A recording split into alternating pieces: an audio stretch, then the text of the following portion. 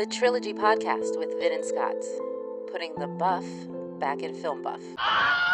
Change, nothing stays the same. Unchained, if you hit the ground running, change. Tril-Bit number 16. Today the Valley, tomorrow the world. The Cobra Kai review for season 5.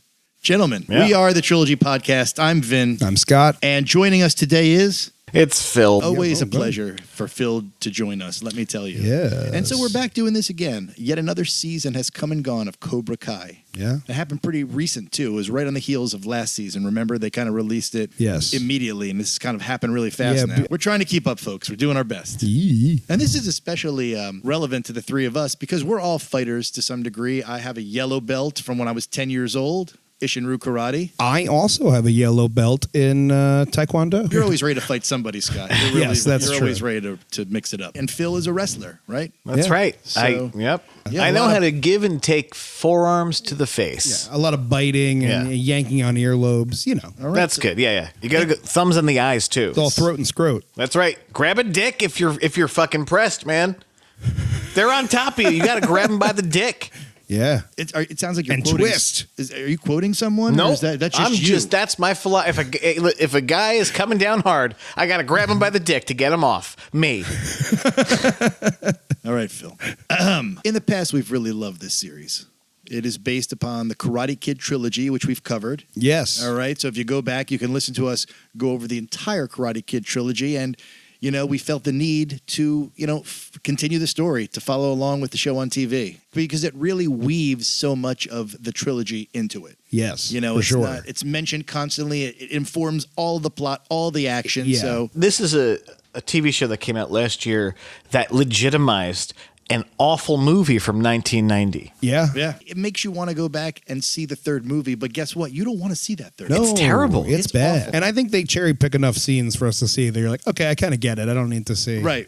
You're like, wait, bonsai tree store? Never mind. They're even sort of a little bit reluctant to let you I in don't on want to all talk of. about it. It was a tough Yeah. time. I blew all my money in the There's like, bonsai tree store. Here's 2 flashbacks for you. It's really enough. Yeah. It's Mr. fighting. Miyagi, we're ruined. When they can figure out the deep fake cheaply for Netflix, they will do a mocap Mr. Miyagi talking to him about the bonsai store. Yes. That thought had occurred to me. Yeah. I hope they do. Yeah, me too. I wouldn't be mad. Inside you have strong root. No need nothing except what inside you to grow. So let's jump right into the episodes. All right. I'm going to give a quick recap of 4 real quick so we all know exactly where we are when the season begins. Yes. Okay. Let's cue the music, Scott. And go. Where we left off, John Kreese recruits an old friend, Terry Silver, using guilt, to help him take on Daniel and Johnny in the All Valley. Robbie joins him, who's Johnny's son and Daniel's former student. In addition, Kenny joins as well, a new kid who's being bullied by Daniel's son. Daniel and Johnny realize their styles are too different to work together, so they work independently, although Hawk joins Daniel and Sam joins Johnny over at Eagle Fang. Miguel is still looking for more of a father than a sensei during this time. Kreese plays mind games with Silver, who isn't sure why suddenly Kreese doesn't want him to play hardball with Johnny. At the All Valley, Hawk beats Robbie and Miguel is injured, while Sam is beaten by Tori, giving all the karate in the valley to Cobra Kai. Also, seeing Kenny beating up Daniel's son, Robbie sees the error of his ways. It's not easy to be a sensei or a father. Tori spies Silver paying off the ref of her match, who he has bribed.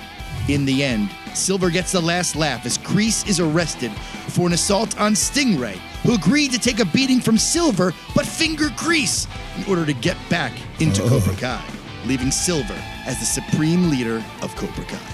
Daniel, at Miyagi's grave, recruits Chosen, his old nemesis from Karate Kid Part 2, to fight the evil Cobra Kai as the season ends. All right, so we got a lot of action. Yes. Excellent Strong summation. Excellent summation. Yeah. Thank you. So we got a lot of action, and Daniel continues to not be able to let this go. Yeah. He's lost. He lost. All right? He doesn't know about any kind of bribery. He's lost. He's calling friends from overseas to get involved now. I guess that's all, enemy of my enemy is my friend. Yeah, right? So, that's the idea.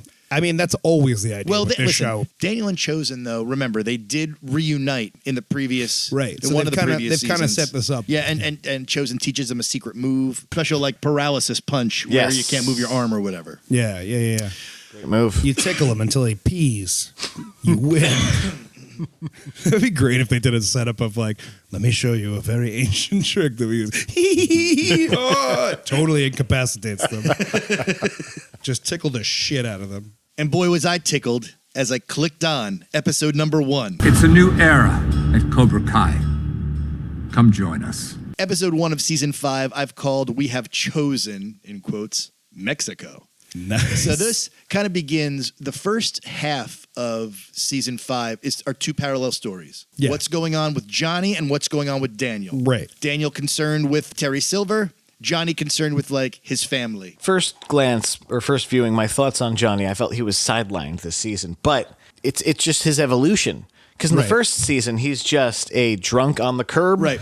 who Yeah. doesn't give a fuck about anybody. In this one, he's spinning so many plates, and those plates happen to be his loved ones because he wants Yeah. everyone to get the fuck along. And frankly, Phil, it's all that much better where he's kind of got that parallel story where he's sidelined, because when in the episode 5, when he sort of makes the realization that he has to help Daniel, it's that much more effective. Yeah. Because we assume somewhere down the road they're going to reconnect in the season, and it just came in exactly the right place and exactly the right way, I thought. We might be able to take Silver down for good. Come on, Johnny. Time to get back in the game. Sorry, man. I'm dealing with some family stuff. Miguel is going to Mexico to find his father. He doesn't.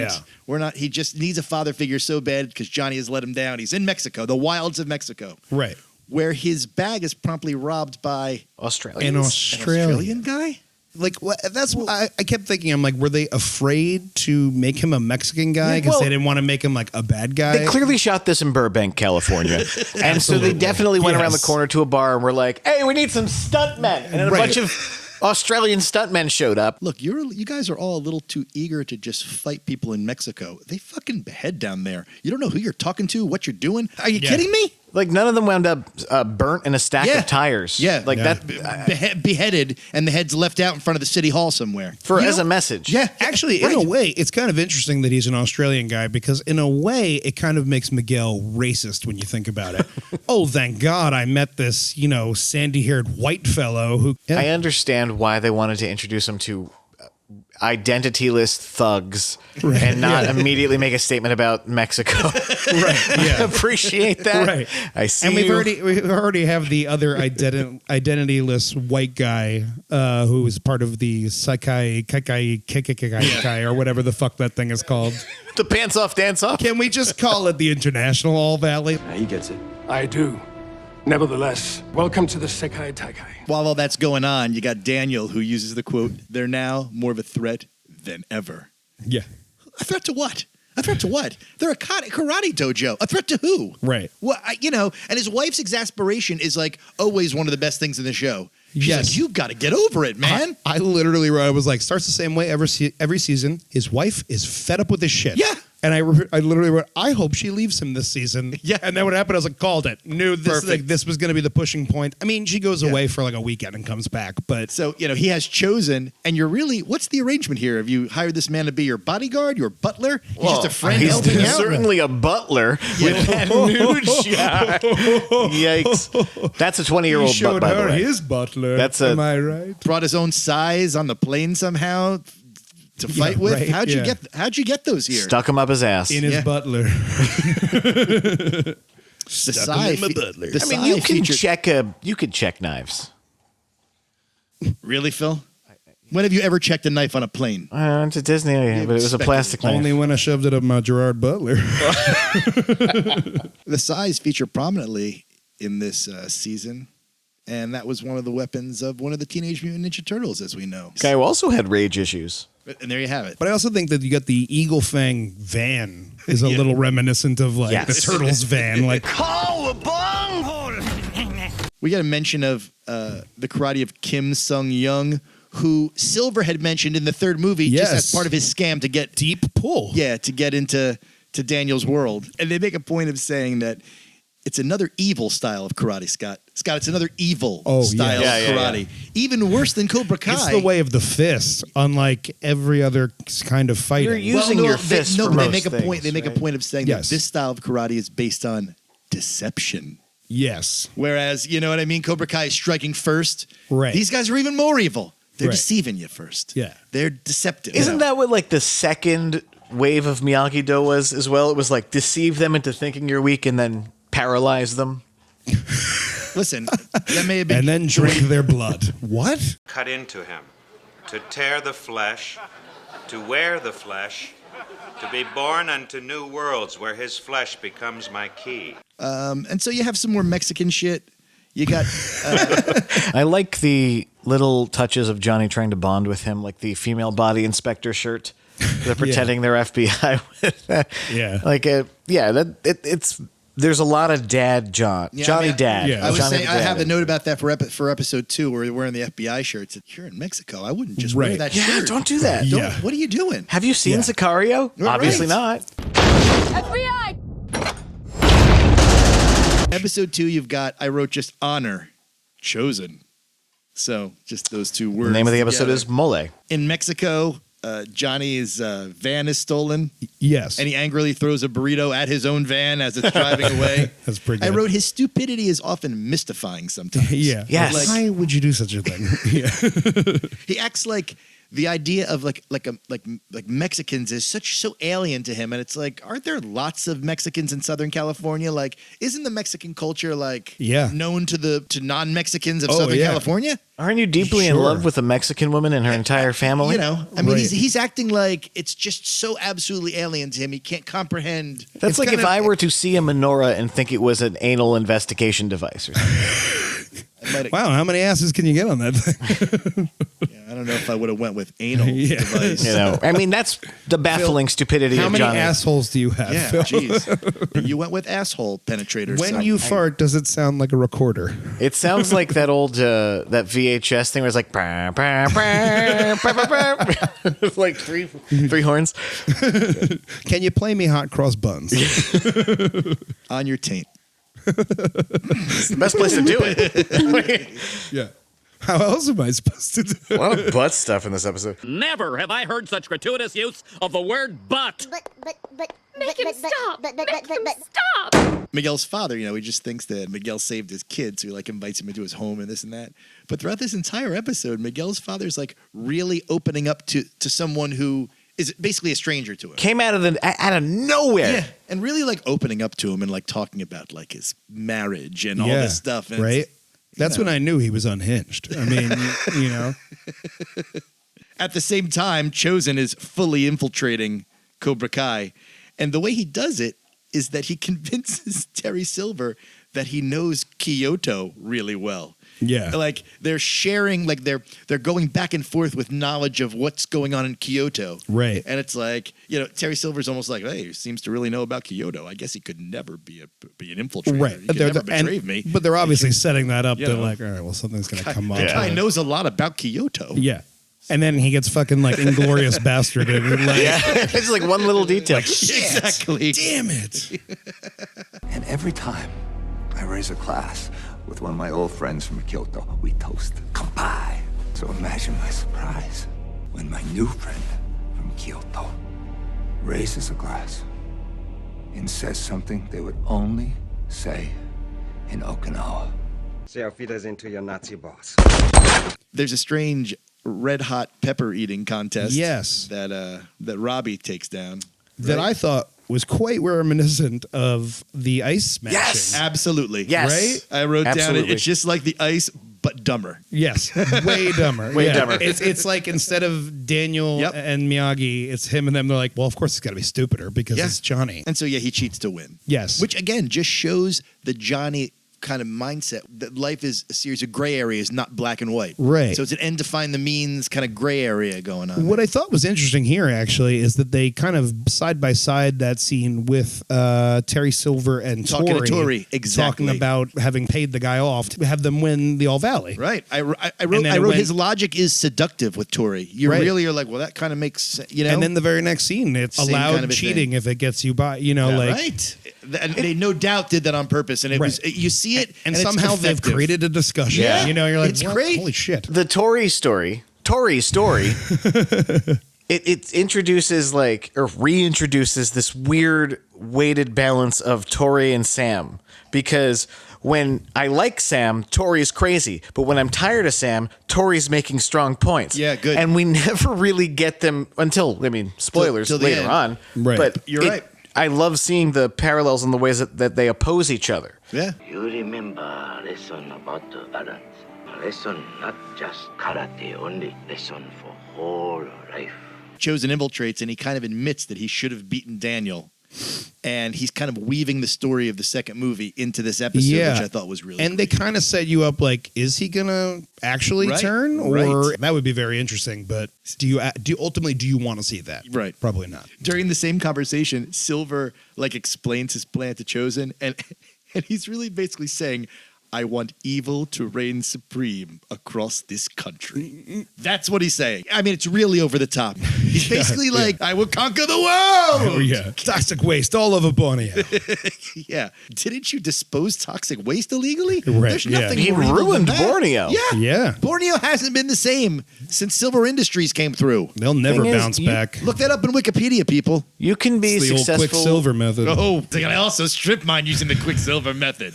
And I've killed so many habitats and humans with it. Yeah, the guy knows how to brand. But at the end, it's the old whiskey trick that exposes Chosen. We said it the before. old whiskey dick. Quixote, come on, Scott, really. Is that the carry, right? Doesn't he say something like carry? And he's like, you would not say it. You would say carry. Right. Or like Yeah, whatever. it's the old- Yeah. Again, knowledge You of grew up with the mud people, knowledge of sister. yeah, really. You don't really know Kyoto as well as I do. Yeah. I know Kyoto. It's like, you didn't say carry back to me. He You're like, does- I don't I know. just In the give the bar game- that I went to in Kyoto, they said something different. Yeah. Fuck yourself. Where I come from, we say carry, and then you're supposed to say back carry to the rage.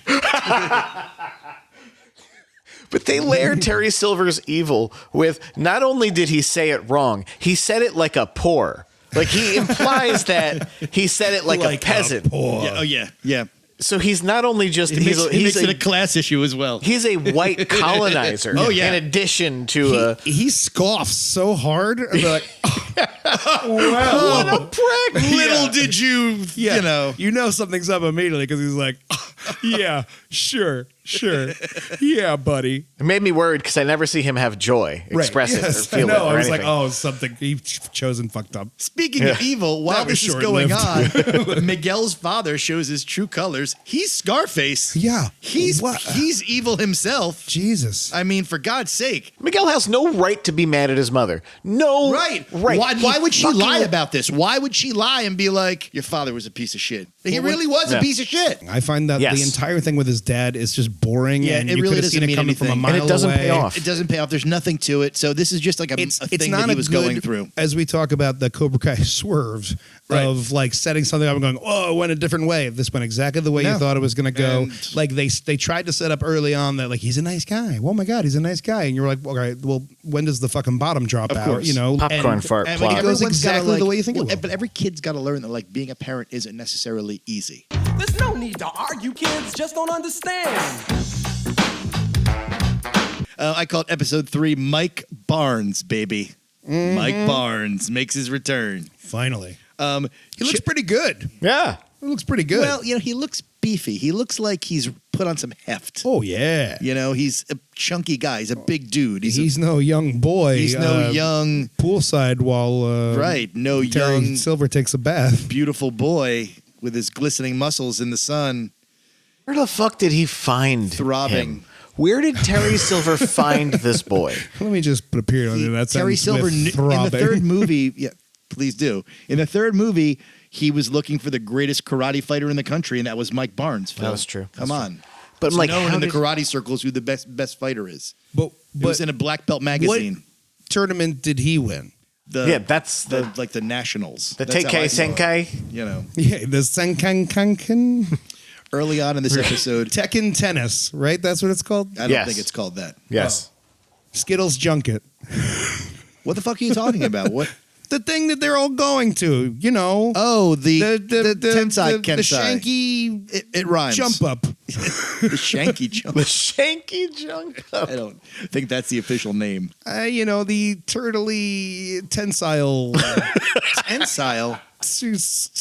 Skanky Skrillex. All right. The lanky. I don't need. Why? Your style is quite unique. Nevertheless, welcome to the Sekai Taikai. So yeah, they go and meet up with Mike Barnes. Yeah, I love to. They're like, oh, let's go spy on Barnes. Like, yeah, it's a good idea with your name written on the license plate. Yeah, really, you dummy. What right. are you doing?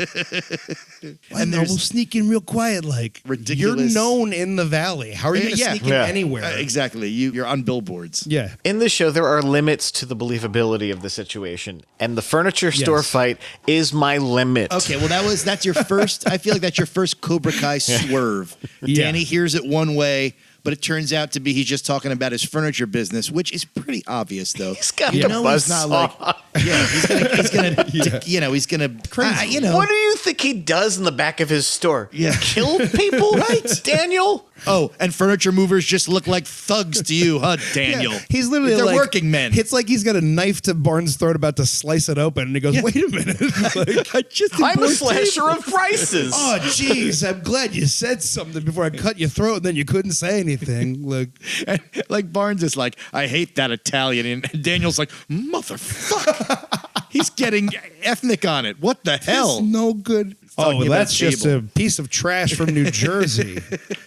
And Daniel says before they enter the place, he tried to kill me once, and that's something you don't forget or forgive. And Chosen looks at him like, well, I did that. And that's when Daniel's like, not you. Brilliant. Yeah. Loved it. Thought it was so good. Introducing the first this season of one of my favorite repeat motifs is people who've almost killed Daniel LaRusso bonding over almost killing Daniel LaRusso. It's fantastic. It begins here and it just continues. Right. It's great. It's terrific. And it makes you say, like, Daniel, you need to ask yourself why so many people have threatened your life. Because so he's far. Italian. Yeah. Right, yeah. Because he's Jersey tough. Like, that's never happened to me, and I'm from New Jersey, and I'm probably more of a dick than you were. That's never happened to me. I'm sure it's happened to Phil. It might have, but I was just asking the time. That's why you're the most sensitive about it. You look at it, you're like, I want to just treat you like shit. I want to kick him. Hold on. Guys, can we pause here so I can go kick Phil? Take that.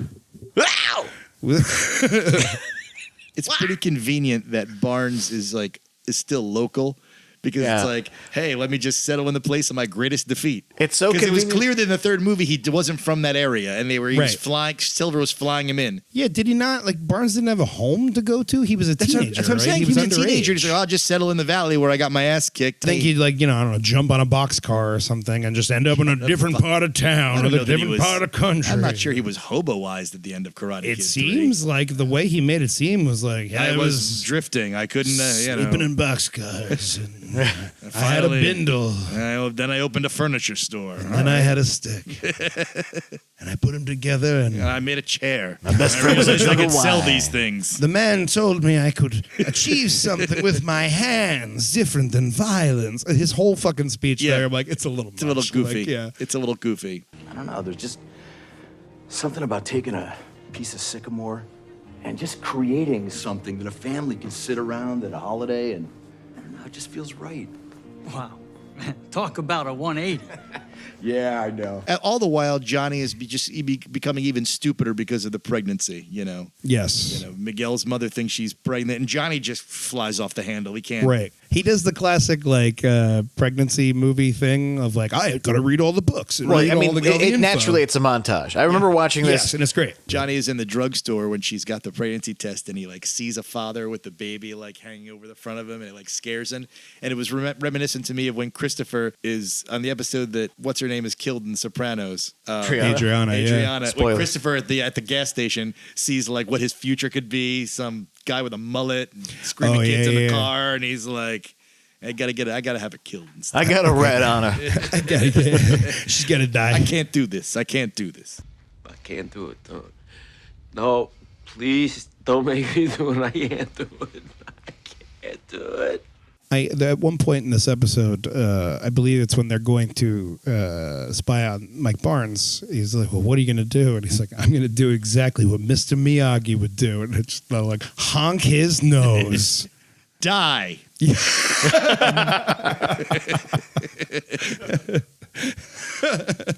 And then, of course, Sam tells Miguel that she needs a break. Yes. She wants her to be friends. What? Yeah. And we've all been there, fellas. I think the unfortunate thing of this scene is I think Miguel is actually doing some nice acting of like, okay, no problem. And he turns and you can see he's just fucking torn apart. Yep. Right. Like, and he's like immediately going to cry and trying to hold it together. And then you have to ruin that great piece of acting with this stupid octopus necklace that he drops on the ground. You're like, it's so stupid and symbolic, and we know it's coming back because why would you drop it outside her house? Where everyone could find it Right? immediately, right on the path. It feels like Job throwing a letter into the ocean. Right, yeah. It's reminiscent of like the classic somebody putting flowers and then seeing them with another person and throwing them in a garbage can, and then like they see them in the garbage can and go, "What's this?" and go, "Oh shit." But like this, we knew that was coming back. Like he drops it like fucking Salt Bay, like just off the top of his fingers. Trilogy superstar, Salt Bay. Yeah, right. Drops it like Michael Corleone, and like, get away from me! Like I just wrote Miguel. No human being drops things like that. I wrote Miguel, you octopussy, as he walks away. On an all-time high, we'll take on the world and win. And then we got episode 4, which I'm calling Drama at the Water Park and Charity Auction. All right. Well, it begins with a swerve because there's a Top Gun dream sequence that happens. Yes. And you think it's going to be Johnny, but it's really Miguel's mom who has this. To the tune of Playing with the Boys. Yeah. So that's a little Cobra Kai swerve. Yeah, but it's kind of nice too because you're like, oh, you understand why they kind of get along because they're both into that kind of 80s. Right, sure. Yeah. Sure. So yeah, the kids are at the water park. And I found the water park for some reason was very reminiscent of the Bill and Ted, the first movie where they go to the water park. Indeed. Because that was, an 80s Waterloo. water park. It was called Waterloo. Waterloo, that's remember? right. Yes, Yeah. because that's Napoleon goes there. Right. I said to myself, like these kids are too old for going on water slides. Like they'd be drinking or getting high somewhere. They wouldn't be hanging out in the water park. Meanwhile, the cool kids were behind the water park getting high by the dumpsters. Okay. Golf and stuff is for the young kids. We've moved on to the water park now. Right. But again, it's still this juvenile fantasy world where kids that are 17 are like, let's spend the day at the water park. You live on the beach. Go to the beach. Right. What are you doing? It kind of reminds me of Power Rangers, how like you're asking me to believe that those 30-year-olds are teenagers hanging out at Angel Grove. That guy's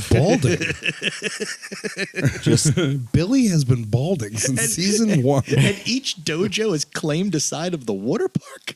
That's the thing. The That's Crips and the ridiculous. Bloods of the water park. Dude, the valley is disgusting. It's fucking. Are you kidding me? They love their karate. It's dangerous. Some sort of mix of Sandlot and West Side Story there.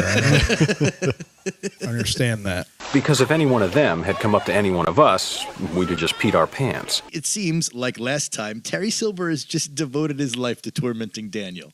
Like in every way that he can. Right. In every psychological way that he can. Because that's how it was in the third I'm movie. going to ruin your marriage. I mean, really. He tries to get into Daniel's head through his wife He at might the as well charity fuck auction. her, like. And at the charity auction, Daniel's donating fucking bonsai trees. It's fucking... Yeah. I'd rather have a coupon to get my car fixed, not Get these it 3 dumb right. trees. Or just get a car. You have so many cars. I've been cultivating these 3 trees to give away at the charity auction. This year was really lean, guys. I've been funding a dojo and fighting against Cobra Kai, as you know. So all I got is the bonsais this year. Yeah. No Ferraris and nothing like that.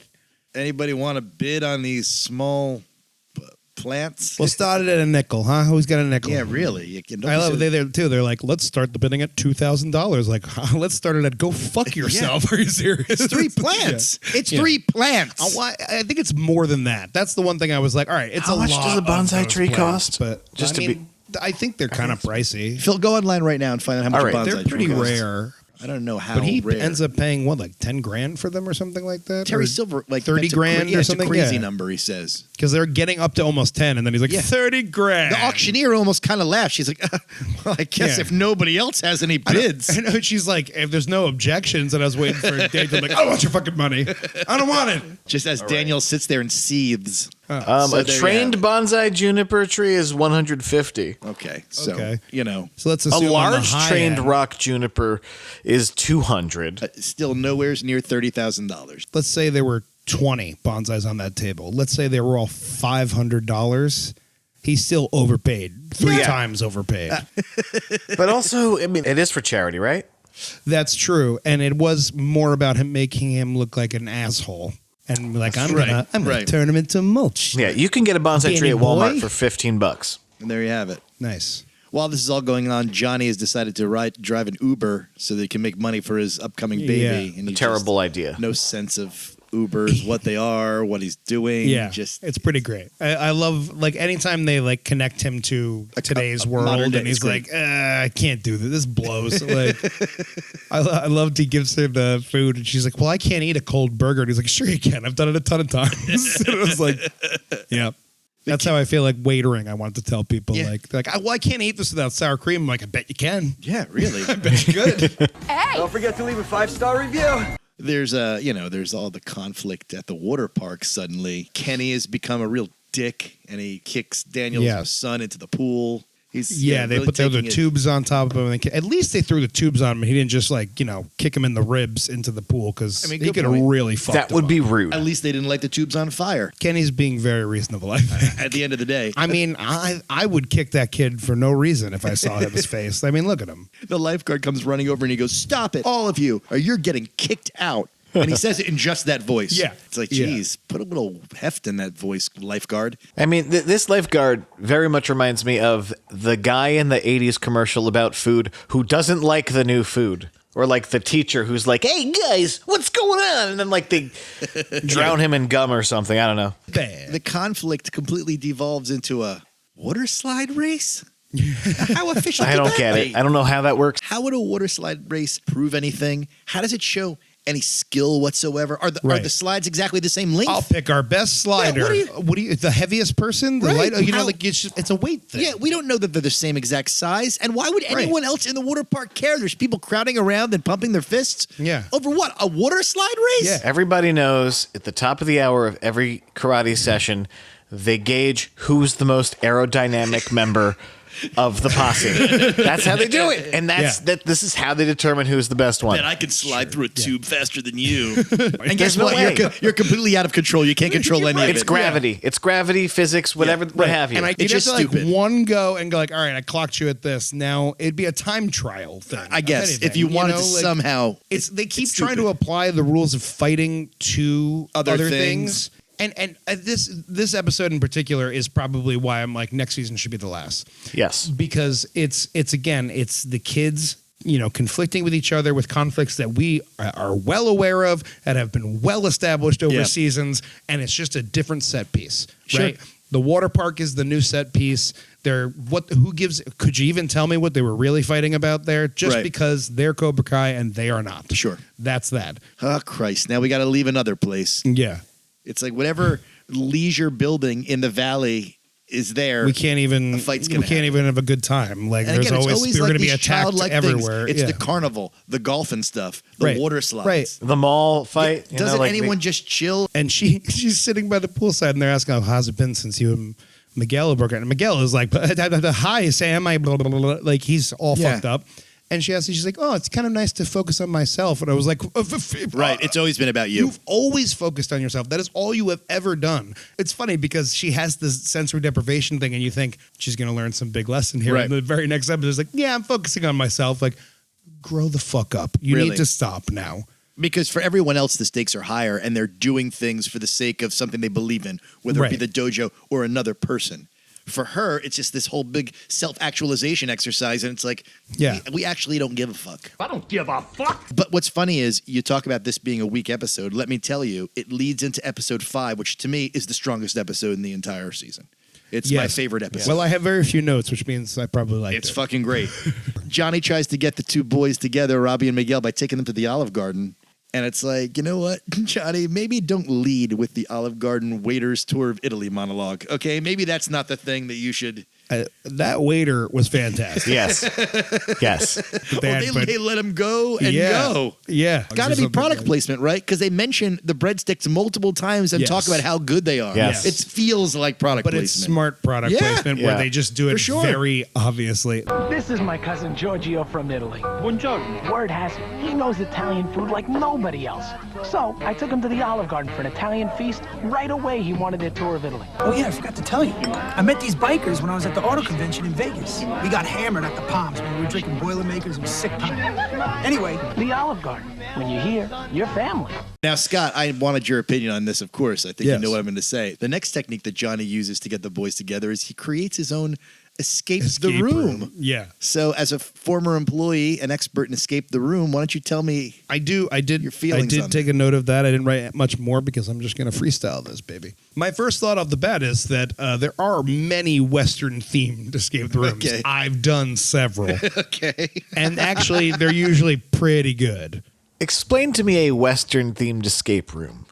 Well, it's just an escape room with like Western props and stuff. Right. But like there's always a story kind of like he was setting up perfectly how you would be like in 18 so-and-so this. And then they, it's great because they something like that's Young Guns. They're like, God damn it. Yeah. Like Playing in the background. No, it's pretty funny. I think it's one of the better TV takes on it where they didn't fully go into an escape room. They were just both like, no, we're not doing that. Like, because anytime I've seen an episode where they've like, oh, these people went like, It's Always Sunny did it. They went to an escape room. And I think that episode kind of sucks because like it doesn't represent an escape room well. And I know that's not the idea. The idea is to like joke on it. I'm like, cool.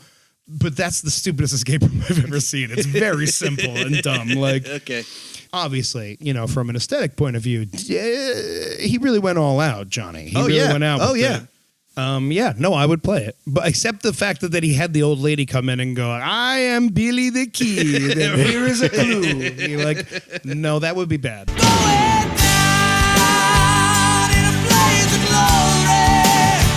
So now we have another huge return. Daniel's wife is out in Ohio. Yes.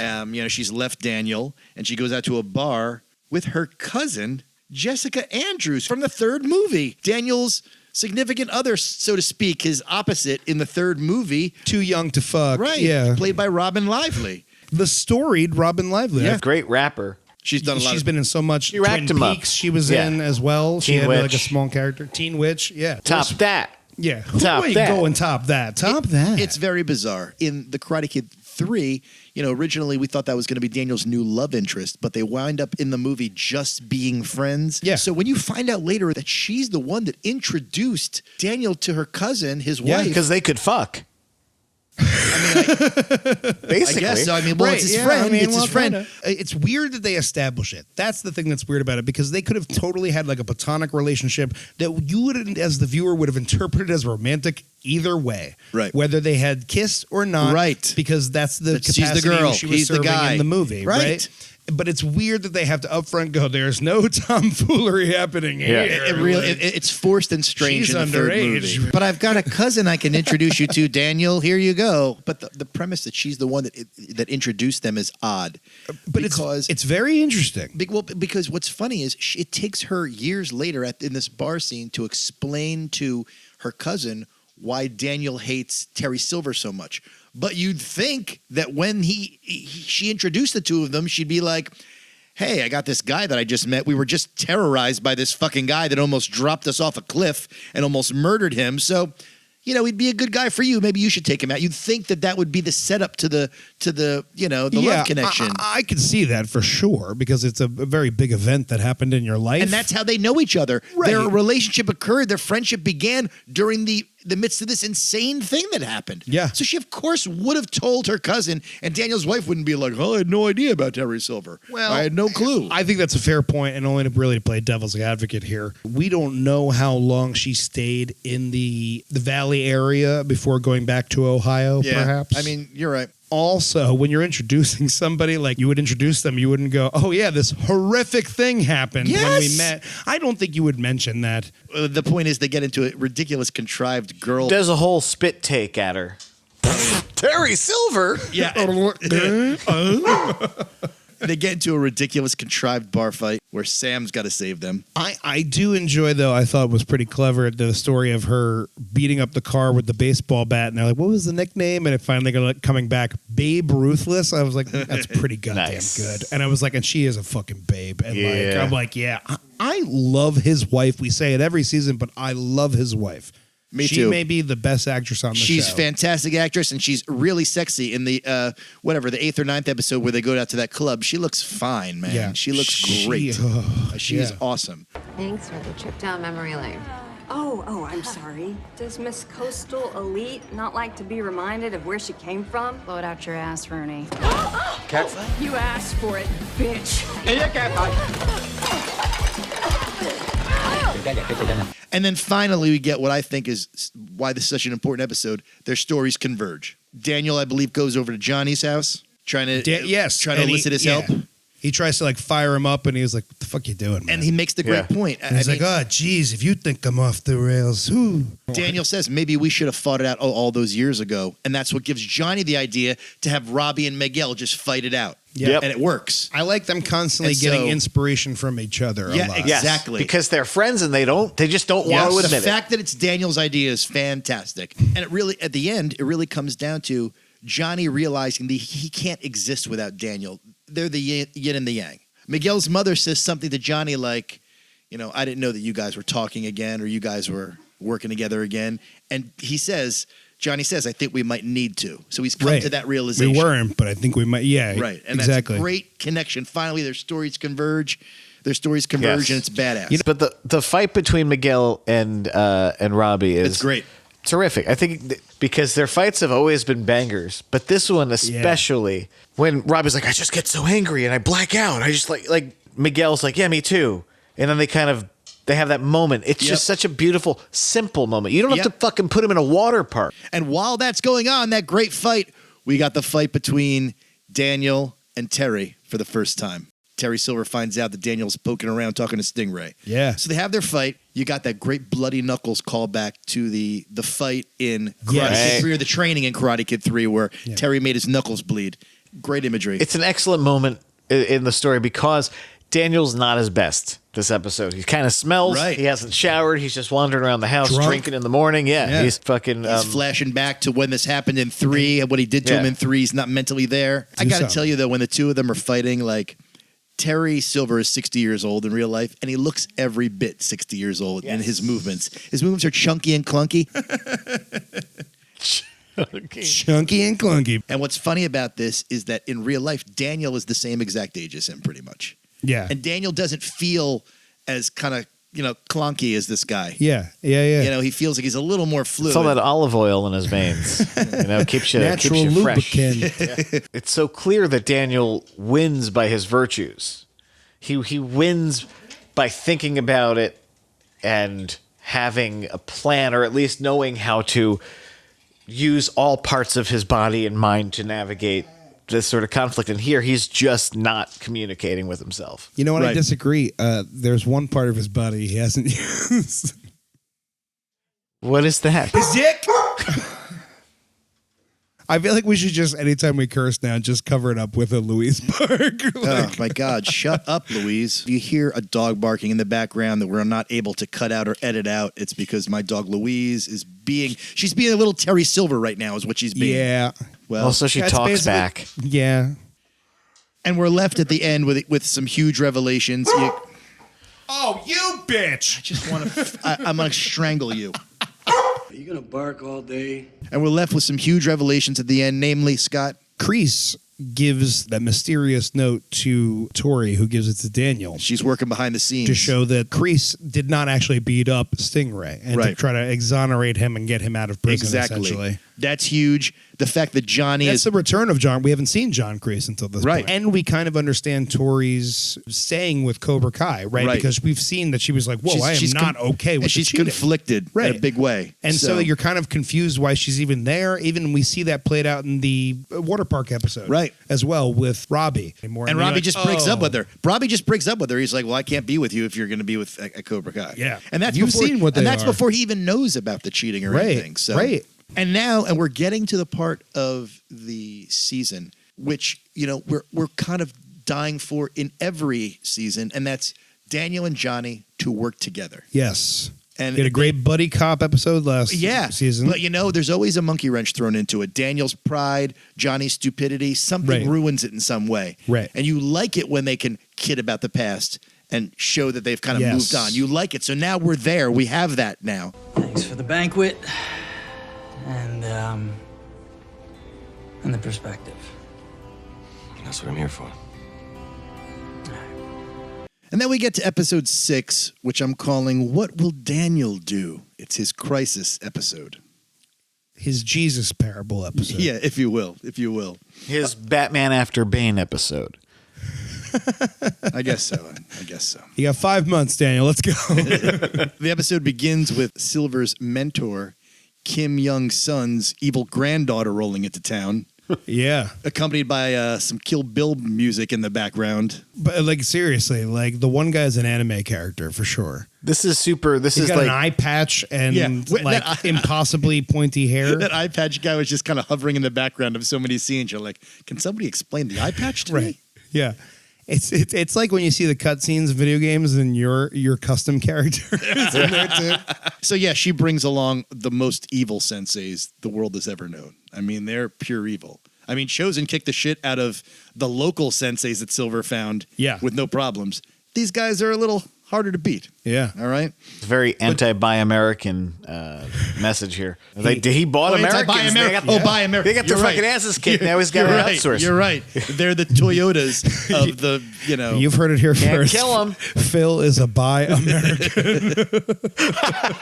It took me a second to get that. That's good. Phil's a buy American. He's afraid of American. All right, so yeah, Daniel's crisis. No, that's not bisexual. No, wait. Daniel's crisis is going on, and again, his crisis, as we said before, Scott, is because for him it's black or white or nothing at all. This is again, it's. I feel like it's pretty typical, but it's the like Daniel despairs episode, right? Like where he has to be disillusioned with what he's doing because he got his ass whooped. It's nothing at all to him. So he's like, if I can't come at these guys as a shining knight on the mountaintop, I don't want to come at them at all. Well, that's what I love is like, you know, everyone else is sitting around a table, like trying to figure out what to fucking do, and he literally says, and it's so stupid, but he's like, it's not our job to fight the monsters of the world. And he puts on his sunglasses, and for some reason, I'm like, not anymore, because I'm blind now. But he just like looks so not cool when he puts the glass on. Like he's got a kind of a tiny head. He's not cool. When he's next to Terry Silver, good Lord. I mean... Again, Terry Silver looks like a fucking man. But again, a good reminder that in the third movie, he was already 27. Yeah. So he was already adult-sized. He had a wife named... So, of course, he's not any bigger. He had a wife named Phyllis at the time. And that Wait, was funny what? because that's like an old man's wife's name, Phyllis. Well, that's my dad's wife's name. You mean your my mom? mother's name? There you have it. We're related in no other way. Hey, there we are. Hello. We're on. I am Ralph Macchio. This is my lovely wife, Phyllis Macchio. Hi there, everyone. For the new book, the first book, there's my dog barking in the background. Sorry about that. Waxing On, The Karate Kid, and Me. There's a strange Jewish angle that pops up. Yes. Oh, it's Silver buys a local dojo, and it's run by Sensei Rosenthal. Yeah. And Sensei Rosenthal actually says, well, that's not the deal we made at the Shabbat services. What? Yeah. So he's like pretending to be Jewish to get in cool with the local... No, I think Terry Silver is Jewish. Silver's a Jewish name. Yeah. Ron Silver? He says shalom, sensei, just rubs it in as the sensei walks out of his old dojo. Yeah. Terry's not even letting him teach And it he's like, anymore. that don't mean shit to me. So yeah, I'm religious, but that don't mean shit to me. I have no connection to you as my Jewish brethren. Shabbat shalom, bitch. Daniel's wife brings Daniel to Miyagi's old room over at the dojo. Yeah. And he's like, I don't go in there. And I'm saying to myself, that room's been there the entire time? Right, yeah. And it's just not been seen? It's called it's a convenience room Exactly. where they open it up and there's more plot. It's like a time capsule in here. What are you, a fucking serial killer? You never went back into the room after he died? Do some dusting. Or never Wax go back on, inside wax off, there. maybe, sweep. Do all the Really? things. Really? When your entire philosophy is based on chores, do Paint the some. fence inside, yeah. It's like it's fucking hieroglyphs of like picture of a house side to side and like all written out. No, but that's the picture that he left for Daniel when Daniel did the house. Remember, he went fishing and he left Daniel the picture that said, paint the house. And he drew the hands. It's exactly the same picture. It's a throwback. Oh, see, Yeah. I thought they were revealing to us that Mr. Miyagi was illiterate, or that he was Egyptian in some way. Instead, it turns out that he had no faith that Daniel wasn't illiterate when he Right, fucking yeah. made that picture and was like, It's like- do you know how to paint a house? Being Draw this racist side. against an Italian. Up and a down. Oh my He just God. kept adding A's at the end of every sentence for Daniel. You were painted at a house, a side to side. Oh, and while that's going on, you got Tori that connects with another character that's returning from last season, Devin, the character of Devin. Was on Eagle Fang last Yes. year, and there's an interesting connection there. And I'm a little bit disappointed with her character in this season. I think it's a perfect way to show what Daniel quitting means. She goes off, joins some other random ass dojo because she Right. wants to continue. It gets bought out by Cobra Kai. the Jew dojo. Right. Inaction causes this to happen because Sure. you weren't there to stop Cobra Kai. Right. And you lost one of your best fighters. You lost a great new character over there, And it's like, well, we have to do something. And I'm like, but why? And that'd be a great answer of why. They don't connect it to the main story enough. It's sort of a side It's plot tacked for on. Tori. Yeah, they kind don't of. use her in that kind of a serious way. But it gets to a point where you're like, I can only be invested in so many characters in one Right. show. But I mean, he makes a point to say, like, when he's in despair in the last episode, that I've made these kids' lives actively worse. Yeah. And here's a great example of where he didn't. By not doing anything, her life became worse. Yeah. She's going to Cobra That's a Kai. good point. And I just think it was a missed I see what you opportunity mean now. to Yes. So because you're showing her having tie to go to Cobra thematically Kai for the Yes. whole Yeah. season. Good Yeah. point. Especially since so many characters are leaving Cobra Kai. Please, I didn't hit you that hard. That was a fabulous kick, Devin. But remember, we're all friends here. So watch that aggression, okay? Thank you, Sensei Rosenthal. Episode 7, a pretty weak episode. Not much with that episode 7. I just wrote a bunch of idiots train. I'm not sure if this is a joke on my end or a line from the episode. So I'll just put it out there and then you tell me. All right. I want a top guy, not one of your greasy cousins.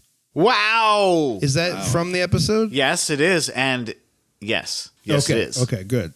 I remember it was almost as if I relived a trauma when you said that line.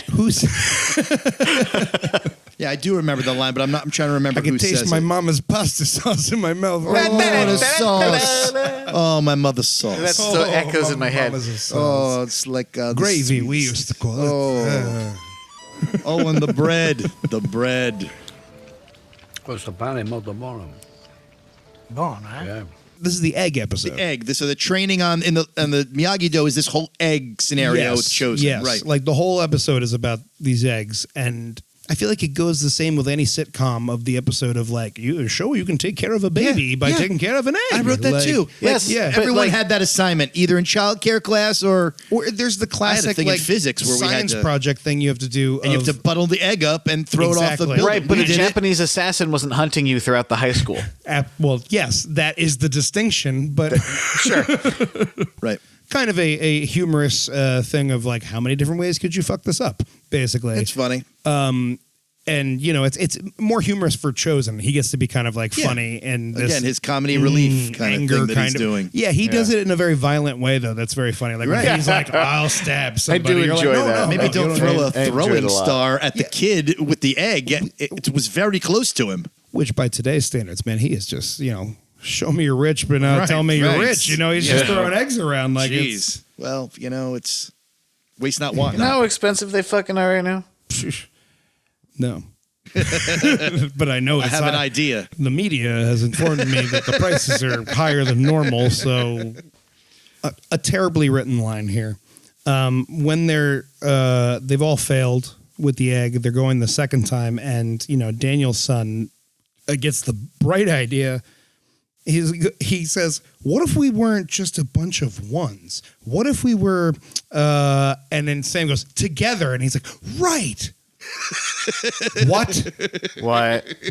Who stumbles on together? Who can't come up with the word What if we together? weren't just a bunch of ones? What if we were, I don't know, some number higher than one?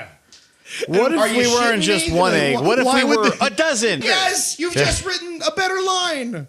But the point is, there's no reason for him to have said together. It has nothing to do with a bunch of ones. Yeah. Like, that doesn't sound like what the word she's searching for would be. Shut up, Sam. Shut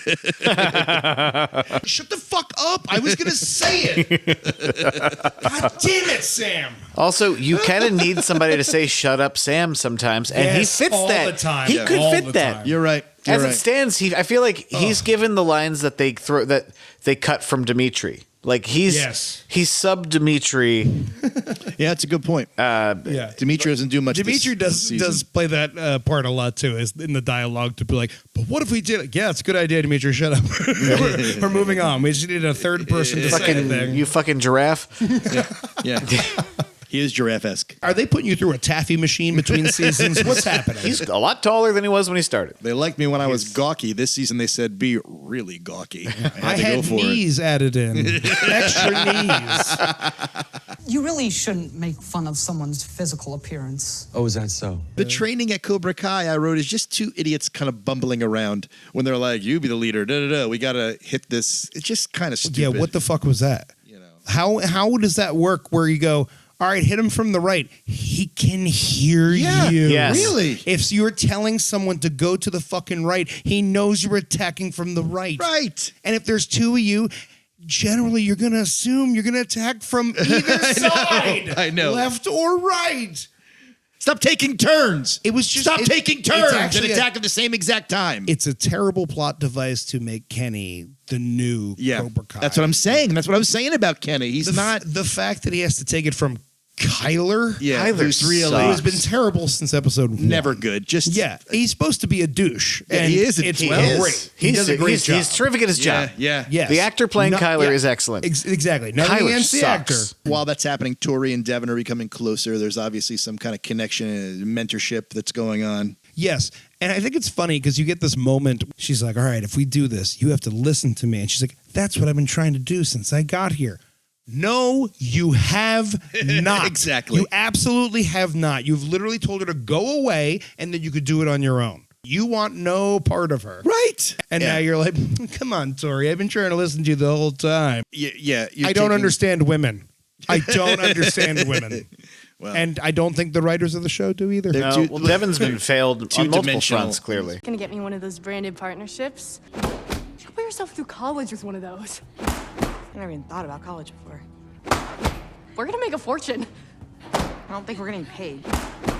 We're gonna be Insta famous. I don't think we're... And so the episode ends with the whole thing with Kreese, where, Johnny and Daniel scam Kreese out of the secret information about Terry Silver. The Sekai Teikai. That's right, It's the Phil. Sekai Teikai. Sekai Teikai. That's Is right. that what it is? Yeah. Yes. Which The is- Sekai giveth and the Sekai taketh away. They show the Korean flashback of... Why is the flashback Korean? Because it took place in Korea. Right? Doesn't necessarily make the flashback Korean. They show the flashback of young Kreese and young Terry Silver. There's a Puerto Rican flashback to Korea. Listen. They say they're in Korea. I know. All right. I know. Think of it. 1980, Korea. Showing two actors that are clearly not these two actors. And this is only 5 years before the incidents that occurred in Karate Kid. Age them up, or I don't know. Do Get more. different actors, bridge actors. And honestly, I can't stand the young actor for Terry Silver. He's because awful. The fake out guy was so much better. Right. Yes. When they did the fake out seasons ago, and I was like, oh, I wanted him Exactly to be Terry right. Silver. I Yeah. hate this guy. I like the John Kreese, but again, too young. Well, because it's his real son. His real son played the bully who beat him up. Oh yeah, you're right. I'm sorry. It's not his real son. It's the fake out. It's another. It's a fake. It's Yeah, fake it was out. another They make swerve. you think it's going to be That's him. Right, and that's you're right. like, ah. I was so faked out. I forgot how it really was. Yeah, you Mandela effect. Yeah, I guess I did.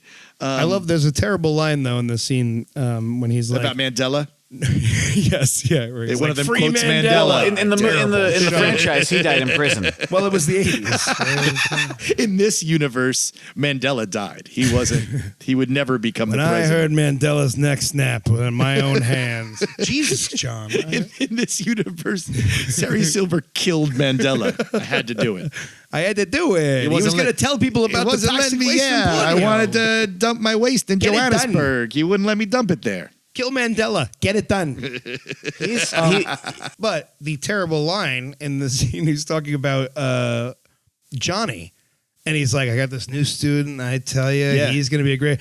Why he's even got the same name as me. You're like, what? Why the fuck is that necessary to just clue us in? The way that I read it was he refers to him having the same name because he feels a kinship, a father-son kinship to him. But again, you're like your best friend is offering you like a global business, and you're like, let me tell you about this 11-year-old that just joined the dojo. Yeah. Well, okay. Boy, His he really tight knocked body. my socks off. I mean, he's great. He is the chosen one. You must see it. The big secret is that Terry Silver wants to get involved in the Saikai or whatever the fuck it is. The Tekken tournament.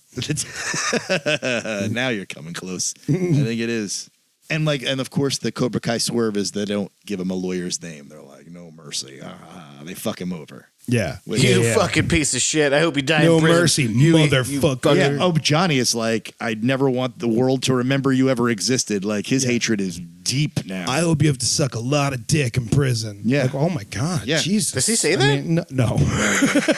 You should have said that. I know. It's what we were all thinking. The impersonation was uncanny. It's so what it we just were sounded- all thinking, though, you know. Yeah, suck a dick. Oh, that was Daniel, obviously. Suck two of them. Here's another one. It's mine. I put it on the table. You should be thanking me. Episode 8 should be entitled Dojo Showdown for an honor that no one cares about. And of course, it's the two dojos fighting it out for the officials of the Taikai tournament. So they're each showing their karate shit. They're each showing their karate Daniel shit. mentions the make. I call this a kick. Like, what? By the way, how do Daniel and company know that those officials are even going to the Cobra Kai dojo? They just kind of show up there. How do they even know that's happening? It's because they're real fucking nosy. And he tells Terry Silver he's going to shove that ponytail up his ass. Yeah, he does say It makes him look like a little bitch. Like, I'd feel embarrassed saying to the head of the Taikai or whatever, like, we combined two different styles. And they're like, oh, I never thought of that before. Two different styles of karate. Again, offense and defense. Yes. Those aren't styles. No. They're essential elements of any competitive sport. What we really. do is we both block and punch here. Yeah. I punch and kick. Yeah, right. Yeah. And he says it with a straight face. Yeah. And the guy's like, okay. And the reason the guy's okay, and this is one of my favorite parts of all of them, was the Rocky IV reference. Yeah. Okay. And what's great about it is Rocky has just an indelible connection to the Karate Kid films because all three Karate Kids were directed by John G. Avildsen, who was also the director of the Academy Award-winning film Rocky. Right. So That's they- right. And it's an underdog story. They're connected. It's the same kind of a movie, really. I'm not sure that giving Rocky credit for ending the Cold War makes a lot of Right. sense. Yeah. You yeah. know, Honestly, I think that's what got them in. does the Drago yell? Yeah. Everything. And also it shows Rocky IV in that there's the difference between like the people that are technologically advanced, the way the Russian was with the steroids and the machines, Yeah. like Yeah, Cobra yeah. Kai, and It's ridiculous. and Rocky just running around and lifting wood, and these guys are like kicking watermelons. It's a similar kind of a setup. That technology. We don't have your both technology. are stupid in their own right. Like you're Yes. kicking a fucking watermelon. That's I don't need to explain that. But then the high tech one where they show it's like this little like red stick figure and it's like it was only 96% powder. You next time do it better and have more power. Yeah, that ought to do it. You, strawberry, hit a home run. Okay, Skip. So yeah, they decide to have the other showdown, the big fight scene to see who's going to represent each group. Yeah, they took male and female. Male and female. Fighter. Yeah. They have to now fight it out, which is pretty cool altogether. They choose Hawk, which is pretty fair. Yeah. He's the champion. Probably should have gone with Robbie. He seems to be the best male karate fighter. Even better than Miguel sometimes. Miguel a little more fluid, but Robbie is a rock hard, I think. What? Whoa. Hey, take it easy. As soon as I started saying that, I realized I shouldn't have used that. What I should have said was nothing at all. But Kenny is the best fighter of Cobra Kai. Really, of all those big kids, Kenny is the best fighter. He's the most known character. Well, yeah, that we know. Yeah, of course. But it makes no sense. Right. I mean, that's the thing is, it's interestingly a big leap of faith on Terry Silver's part, which Cobra Kai doesn't normally do. Right. And actually, it was kind of nice to have someone in his corner. I mean, you're person, right. But at least having some faith in him. It's almost like just the rub of Terry Silver gave him the power that he needed to be one of these main fighters, main characters. I mean, but that is a classic thing of Kenny. He's constantly looking for some sort of approval from somebody. Yeah, it's true. It's true. Each side, I'm not going to get into the whole fight, okay? But each side has a win. Because it's nonsense. Because of Kenny injures. And there's cheating. With a super punch, with a secret punch. Yeah. Which really, the judges give him no time to recover. They're like, oh, can't continue. Disqualified. Because they were cheating. Right. Yeah. But it's really... But I'm surprised when he hurt his leg. More on them, like, give us a count or something. Oh, you got the wind knocked out of you. You're out. It's he over. wins. Yeah. What? Like, I love that. For impartiality, we have hired a local. How is that going to be impartial? Like, it's one thing if you brought your own referee and we're like, they're obviously going to be impartial because they're our guy. But you're like, no, we hired a local that either of you could possibly know in some small way. Right. So of course it will be impartial. Are you out of your fucking mind? Like, but Silver's operating a deep, karate judge bribery ring that just his fingers are deep, bribing judges left and right. Looking at her, looking at Terry Silver. If you're being bribed by somebody, maybe it's best not to constantly look at them during the time in which you're cheating for them. Yes. I mean, constantly is looking over. Was that good, boss? I know. Did I do it right, boss? Like, he kind of looks at him like, well, what am I going to do about that one? I mean, Stop that one. it. And no one seems to notice. Why would he be looking at Terry Silver after every single fucking move, every decision he makes? And wouldn't the Takai guys know the obvious cheating that's going on? They would also see it. They'd be like, why didn't you award a point there? Yes. That wasn't out of bounds. Like, it was obvious to them. That whole bribery thing. But they hired a local, so yeah. Even the guy running the scoreboard up there says he was out, and he's way up there in the mezzanine. And then it ends with that big drinking party where they should have been doing that in every scene. Kids that age are going to parties and getting bombed. Sam sees Miguel hooking up with some girl, and then she's mad about it. And then runs out, and she sees Tori. You almost feel bad for her for a second. It's like, Jesus Christ, Can't catch a break? Seriously. And fucking the girl that plays Tori, as always, looks just hot as shit. She's super hot to me. Oh, she is something. unreasonably hot. Woo, I tell you. But it's also great to she see. looks pouty and angry all the time. And you're like, yeah. Tell me what a piece of shit I am. love the growth of Tori because in the beginning she was What? she was just a murder machine, and now she was the Terminatrix. Yeah, basically. And now she's got a backbone. You got the sick mom at home that was kind of fleshed out over the last couple of seasons. She's, juvenile delinquent, this kind of thing. She's in reality, she's probably close to 30 years old. I mean, what are we talking about here? Yeah. Like these kids, I'm glad, not necessarily that I'm glad, but like it makes sense that this show is ending after next season because you can't justify that they're kids anymore. Right. To me. I mean, obviously they're going to build up to the salami luncheon. So, I mean, what else are we going to go beyond that? Right. The salami luncheon? Yeah, the turkey lurkey. What are you talking about? Are you using a euphemism that I don't understand? The Takai cream pie. Don't be so vulgar, Phil. Oh, this is another The one. Smart Alec Turnkey. This is still the name of the tournament. Yes. Okay. I like that it's going over your head now. It That's is becoming sometimes. the fun of it. Because you say it right in the middle, it doesn't even sound like the thing anymore. You're just saying words. I'm like, what are you fucking saying? The silly tournament. Episode 9. I think this is my favorite episode of the season. I had the Tiger is what I'm calling it. It Yes. starts with the girl fight where we left off in the last episode. They're about to fight in the alley. And, Miguel and Robbie look at each other like, bitches, yo. You know how it be. It's an evolution. You know. Women be shopping. What? That's true. Women do shop. Silver stalks Johnny to the hospital where he's getting his sonogram. Like, what? Yeah. I mean, that just struck me as we need one more scene of Silver being a fucking prick to someone. But also, he did kick Johnny's ass last season. Yeah. And that has not been rectified in any way. I just happened to be here for a colonoscopy, and I thought I'd... Yeah.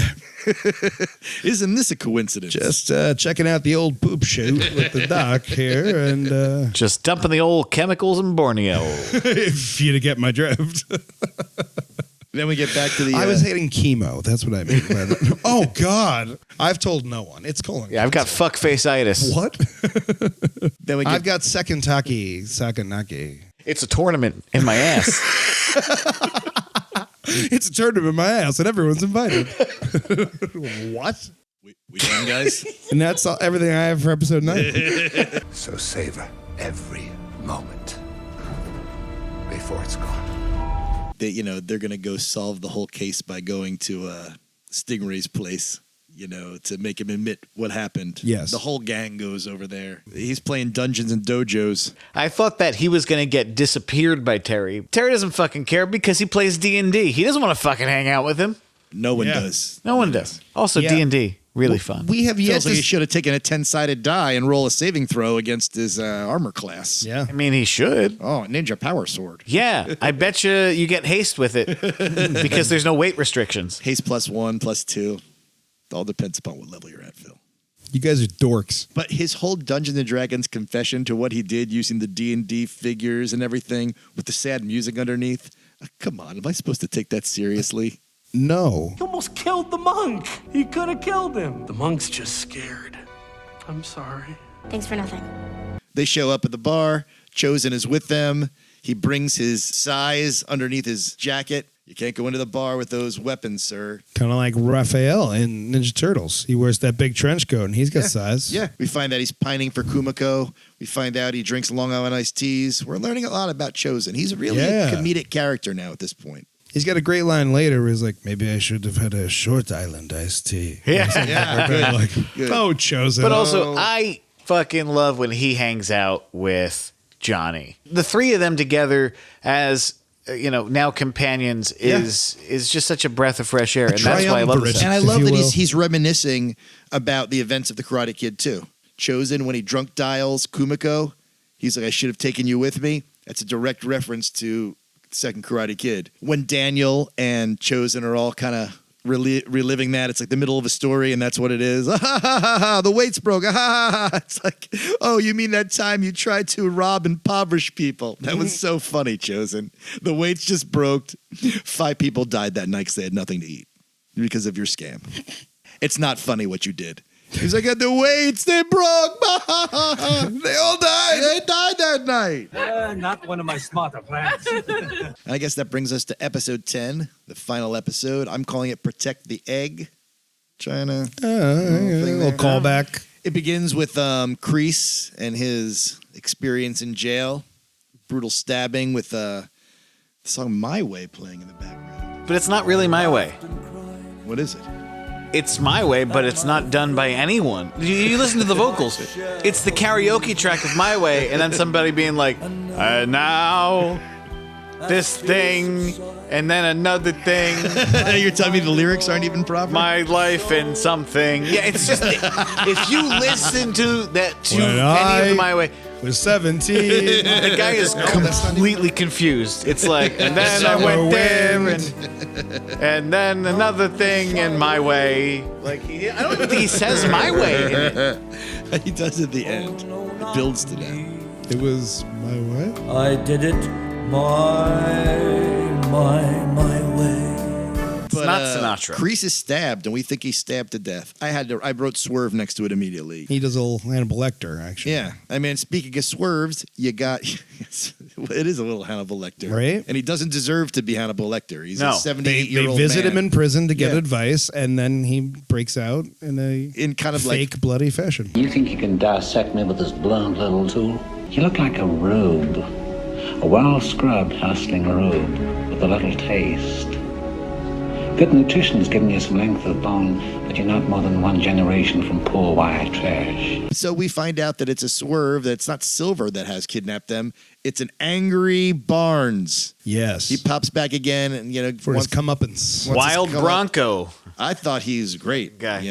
He, coming in, just grabbing at him and being like, ah! He's like beefy dude. Isn't he on like drugs? Right? He's They on a say he's bunch on of drugs. They Yeah. say he's on drugs. The guys are all drunk. Meanwhile, the kids are all going after the video cameras. They realize now they can get the videotaped evidence of fucking Stingray getting beaten up by Silver and not by Kreese. So that's their whole deal. They're also striking first. They're, being proactive, which I was surprised. Like that this is where both of these sides would go. Well, again, they've been so reactive to this point as to what Silver and before that Kreese was doing to them. The fact that they're kind of taking a stand. I don't know. It went with the season. I liked it. It felt like the season needed an end, like a climax of some sort. Well, I mean, they needed tiers of action, and we have that. We have it's like the end of a Star War. Even you have the ground battle, you have the space battle, then you have the more personal battle. Yeah, you're right. But it is sort of forced because, and I think it's because this is my big criticism of this season. It's a little too much season 3 and not enough season 4 for me. So in the way that season 3 was building us up to the All Valley, and then we never got there. Yeah. Right. And so there was sort of a created, I believe that was the house attack, that they came to the house and they kicked everyone's ass. Exactly. Sort of a forced conflict, basically. Tonight, we cut off head of snake. Johnny, listen. We're all drunk. And judging by the size of his pupils, Barnes is on something even stronger. Okay, this is a terrible idea. Yeah, it is. So all the senseis get to Silver's house. They break in, mind you. All right. They get there. Our guys get there, and all of a sudden, the other evil senseis just kind of come from like another room. And up until that point, it seems like Silver and this girl were just kind of having a private conversation and like talking. Like, not that she brought all the guys and they were whatever watching TV in the room behind them. Yeah. Some of these guys like emerge out of nowhere, and you're like, well, where the fuck did these guys come from? What? They're just waiting for this to happen. Yeah, kind of remind me of the end of Mortal Kombat, where like the soldiers come alive from like out of the walls and shit, and like, what the? Where did that guy come from? Yeah, she's like, I'm gonna go have a drink with Silver. You guys just watch TV, just hang out in the other room. There's a bunch of swords in that room. You could look at them. It's not like they're going to talk to each other. They obviously don't talk. They don't. I've They don't know never how. heard them ever speak a word. Any of them. I think maybe the black guy says something once. I think it's like a stop or something, and then he gets like kicked in the You're head. right. And he's like, "That's what you get for talking. You're not allowed to have lines." How is Johnny holding his own against all these evil senseis? When in one of the earlier episodes, Chosen says, like, look, it took 2 of us to take down one of these evil senseis. Beer muscles, baby. Yeah. And he's fucking kicking the shit out of everyone. He's fighting like 8 guys at one time. As he says at one point, he says, "You think you can hurt me? I'm running on whiskey and White Claw." Yeah, that's right. I love that he wants White Claw at the bar. He's like, well, White Claw sounds badass. Give me one. Yeah, it sounds good. Yeah, like it's like, but it's a classic thing that Johnny, if he knew what it was, would totally make fun of. Of course, and he did. But they're delicious and refreshing, aren't they, guys? A wave of pure refreshment, like nothing you've ever tasted before. White Claw Hard Seltzer. While that's happening, Stingray rolls in and picks up Daniel with his wife and Maria, right? And Maria, and we get Stingray. Carmen. Wait, Phil, you racist. There's a Maria in there. So Carmen, Daniel's wife, and Daniel's wife's name is Amanda, by the way, guys. They roll up in Stingray's car, and he gives us the Terminator 2 line, "Come with me if you want to live." Mr. LaRusso, come with me if you want to live. What? While that's happening, Chosen and Terry Silver are fighting to the death. They're fighting to the death at Silver's house. You got fire and water imagery. Real fucking nervous. I was nervous. I was real nervous when this was happening. I thought Chosen was going to die at the end of this scene. I really did. You got a fire and water imagery. So he comes in looking like John McClane. Yeah. Like, But he went down because he showed mercy. He had Terry down and he showed mercy, the very thing he was taught by fucking Daniel. Right. Right? I mean, that goes against his initial instinct. So that was a pretty cool moment. But then he gets slashed, dude. you're going to get to a point where it's going to be like, the next thing is murder somebody. That's what I'm and saying. They're not going to do it. I'm glad you said that because we talked about it like in an earlier breakdown, I think. Scott Silver says to the bad senseis, he gives them the old finish him which is Yeah. from the first movie. Mortal Kombat. And I guess Mortal Kombat too, Yeah, but yeah. from the first Karate yeah. Kid as well. I wanted the bad senseis to be like, look, you hired us to teach karate. You're asking us to commit a murder here. Fatality. We find out that Penis Breath is a rogue, is a betrayer, is a quisling. They are always doing the fat kids dirty. At 2, Penis Breath. Honestly, I think he says it too, but like, what did you expect? You call me penis breath all the time. Yeah. You insult me, and like every time he's trying to talk to a woman, they're like, "Hey, penis breath," like, and he's like, "Thanks, guys. Why are you doing this to me? The fuck, man? Like, right. You gonna be a fucking virgin forever? Like, what the fuck?" I feel bad for him because the minute he defects, Cobra Kai loses. Exactly. He did it for no reason. If he had just decided not to do it, he wouldn't have that fucking. If you stuck it out and were like, "Hey guys, can I have a Right. talk with you?" Right. Stop calling me penis breath. It's embarrassing. Yeah. My name's Eugene. And they would have been like, "Oh, I'm sorry, bro." Instead, he's like, I'm going to betray all my friends because they got a smoothie machine here. You're right. It's literally like the end of The Mist. Like, Yeah. he kills his child, and then they're like, help's on the way. Like, You should have waited 1 minute. Man. Really, you should have waited 1 minute. If you just, that's why I always procrastinate. Yeah.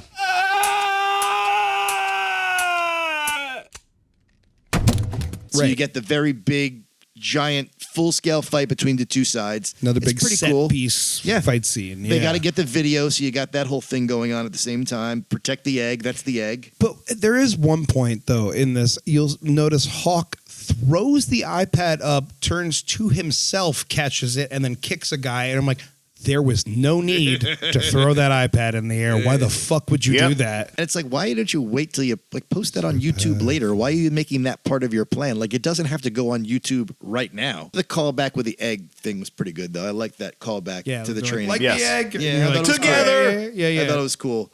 And then you get Devin turns, and it's very Star Wars again with the swelling music, and she turns to the good side, like right there. She makes a change, like on the spot. Pretty cool. Pretty cool. Can we talk about how Daniel dispatched Terry? Because I've been waiting years for that shit. Oh, yeah, that's good. So satisfying. And I got to say, with cutting in that thing of the Terry Silver, the Quicksilver method was fucking phenomenal. Like, can't walk, you can't fight. You can't breathe, you can't fight. Can't fuck, can't fight. He learned. He learned from you. Yeah. He learned. He remembers like that torment and trauma that he experienced as a teenager. He is using as an adult man to against him. It's a perfect It's like great. comeuppance, you know. But real quick, I just want to mention we forgot to say that Johnny is inspired by the photo of his unborn child. And it fucking kills all the guys, kicks their ass. One nuts on guy them. got his fingers chopped off. Yeah, Johnny's fight choreography is always a little more dirty. It's a little more street fighty. Yeah. But in that scene particularly, it seems like fuck karate. It's he's just just like throwing he's just brawling, swinging. man. He's You're right. brawling with them. You Yep. know, tackles the one guy through a fucking table, takes him out, and then just keeps swinging around. It's great. When does Mike Barnes come back in? He fucking clobbers He one comes dude. in at Mike the Barnes end, also yeah. comes in at the end. They kind of knocked him out early in the mega fight. Fucking big now, Barnes. He's like a Barnes can stick fucking around, man. Like he can throw down. Yeah. What do you want me to do? Just sit here and take it like a bitch? I'm gonna go over there and beat the living shit out of him. Yes. I like the way this guy thinks. I'm not sure what turned the Cobra Kai kids, though. Was it the beating that Terry took or the fact that he was exposed as a cheater? Because you'd think they would be okay with the cheating. He's kind of teaching the kids not to be necessarily honorable in the same way that Miyagi-Do is. So I guess maybe watching their leader just get his ass whipped. Daniel made him look like a little bitch. He did. Yeah, He made him look like a stupid little bitch. He didn't know what he was talking about. Right. And I think that was the big thing, is they were like, I have no respect for this guy anymore. Yeah, I think you're after right. that. Was it just that, or was it the fact that they were turned based upon, the realization of what Cobra Kai is and was? And Yeah. you know what I'm saying? Like, which thing made them turn? I thought that was a little murky, if you ask me. Agreed. I Yeah. just felt like it could have been outlined a little bit better. Yeah. 'Cause the whole dojo turns their back on Terry Silver. And Yeah. they all throw their shirts on him like, We'll keep the shirt. It's a memory. Come on. So if they all left, who is going to the Shuriken John Kreese and his band of mercenary Well, look, it's pretty samurais. weird. They're like, Terry Silver's going to spend some time in jail for a while for all he did. He only really just perjured himself. He could also countersue, breaking and entering, theft. Yes. Beyond that, well, my question is like, there's no Cobra Guy. There's no. it's all done. the students are Right. gone. Everyone's gone. No one's going to the sedentary topiary festival. So like, what? You're just looking for opportunities to just say that now. Thing is, I feel like they went to Terry Silver too quickly and didn't finish. They should have finished with Terry Silver because he out-creased him, and now Terry Silver's gone, and now Kreese is out. Now Kreese is coming back, and like it's like, yeah. But I Kreese don't- thought he was dead, but now he's not, and he's got a lab coat, and some other Hey guy's dead. kids, hey kids, it's me. I urge you that I was dead. Watch all the John Kreese footage in that Cobra Kai episode. Pay attention to the lyrics to My Way. It's not My Way. It's like alternate universe, dead Nelson Mandela, My Way. I did it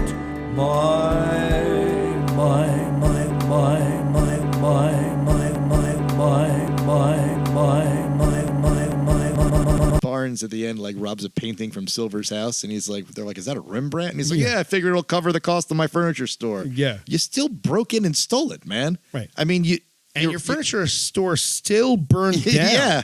And you know what? If it's a Rembrandt, Even trade, they track he those must things be on pretty drugs. well. Like the art world knows where all the Rembrandts This is the are. valley. You can't just Vin. steal it. You know what I mean? We're in the valley, okay? He'll find a fence. Yeah, you might be right. Karate champions, they go on to businesses that are like service positions. Like Danny's got a car dealership. He's got a furniture store. They don't go to college. They One day I sat on a chair and I was like, I'm going to make this my life. Yeah. Yeah. Here's my prediction: is they're going to go to the tournament, and we're going to introduce a whole other bunch of characters. Miguel's dad is going to have a dojo. It's going to be in the You think they'll bring back Miguel's dad? He's going to be in the Slick Pickle. It'll be just like a coincidence. Chris will be God, like, I hope not. I met a guy during the war whose son was going to be a good businessman in Mexico one day. He's going to bankroll my, We both tag teamed his mom. What are you gonna do? Punch him in the face? Throw? You gonna maybe work the body a little? That's not gonna help. No, it's not gonna help. I'll tell you why. It doesn't unbang your mom. I tell you, I still love these characters. I love the old ones, the new ones, and I love this just combination of comedy and melodrama that they do. Yeah, could it have been stronger in some places? There were a couple of weak episodes, but I feel like when you're managing that many characters and you have to give them proper screen time and make us all aware of all the different relationships that have occurred over these years.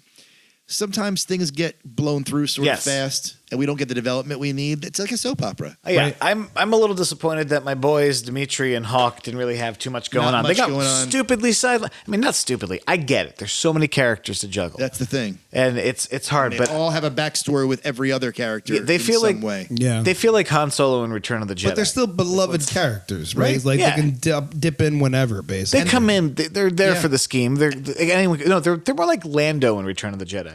We don't really have too much for you, but you're going to serve a function to the plot. Yeah. And so let's just cut to you every once in a while being funny. And I mean, and the television show has never fallen back, even with all these new characters and new relationships, to forget about the nostalgia kick that it was from the beginning. All I know is I am really looking forward to the Swahili Tapioca Festival. Okay. Did I get it wrong again? Damn it, Scott. It's the secular Tetris. All right, guys. We'll see you next season at the Slytherin Turnpike Festival. We admired your unusual mix of styles and underdog spirit. Nevertheless, welcome to the Sekai Taikai. Well, that was it, my friends.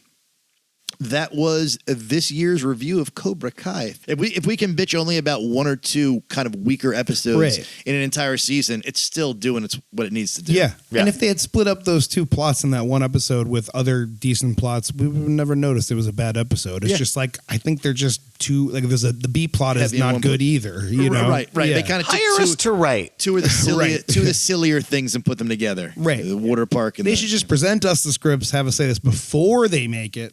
Save you a lot of time. Like Scott keeps, misnaming the tournament in draft after draft of the script. So I had a final question here. What do you guys think the new dojo is going to be named? That's right. They kind of leave it up in the air, right? Yeah. It has to be one of the two. Certainly it isn't going to be. I don't think it's going to be either of the two. You don't think it's going to be Miyagi-Do? I think they're going to come up with a new name. My first inclination, you said earlier, they're sort of the yin and the yang, right? Yeah. And I was like, yin yang dojo, like that would be okay. But I was thinking as we were going, how fitting would it be if it was the trilogy dojo? Oh. You've got the three of them together now, and it's based on a trilogy. Right. Trilogy dojo. The Three Amigos. Right. Dojo. Well, that seems Three a little... Amigos dojo be kind of, I mean... Phil, why don't you play us out with a bit off the new organ I purchased for you? Okay, here we go.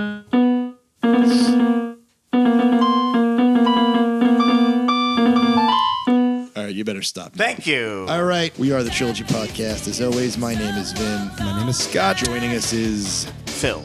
Check us out on Instagram. Check us out on Twitter. Check us out on TikTok. We're on all those. YouTube. We're on all those things, folks. Yes. Bringing you motherfucking content, just the way Daniel brings a bonsai tree to your mama's house. Yeah. The roots are strong. The trilogies continue. Yes. Phil, are you wearing a singlet right now? Yes. Oh, fuck.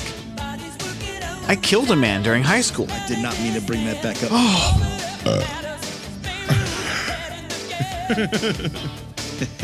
No better way to punctuate that bit.